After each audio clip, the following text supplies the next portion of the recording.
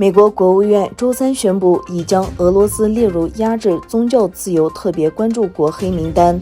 中国等9个国家去年就已经被列入严重侵犯宗教自由国家黑名单。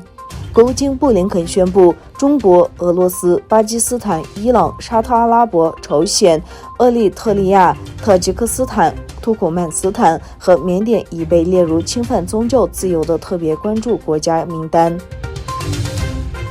在距离冬季奥运会开幕仅剩3个月之际，中共当局对前往中国首都的旅客实施了严格的新冠病毒限制措施，要求旅客必须进行病毒测试，并大幅削减国内航班。据法新社报道，现在欲前往北京的游客必须出示48小时内的阴性测试报告。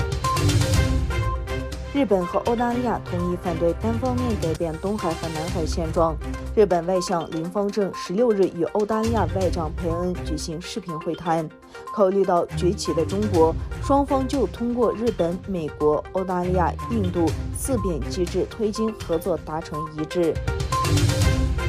前天，中美元首视频会晤期间，据报美国提出希望中国加入其释放石油储备的行列，以帮助稳定不断飙升的国际石油价格。据多位知情人士透露，拜登政府已要求全国一些最大的石油消费国考虑释出部分原油储备，以协同努力降低油价。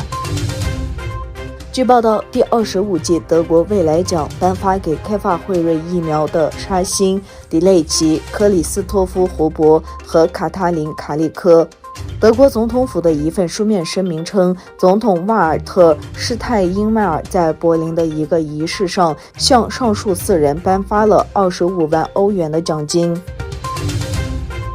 据报道，中国工信部日前下发的“十四五”信息通信行业发展规划提出，到2025年基本建成新型数字基础设施体系。规划提出，在已经建成全球规模最大的光纤和移动宽带网络基础上，“十四五”时期力争建成全球规模最大的 5G 独立组网网络，力争每万人拥有 5G 基站数达到26个，实现城市和乡镇全面覆盖。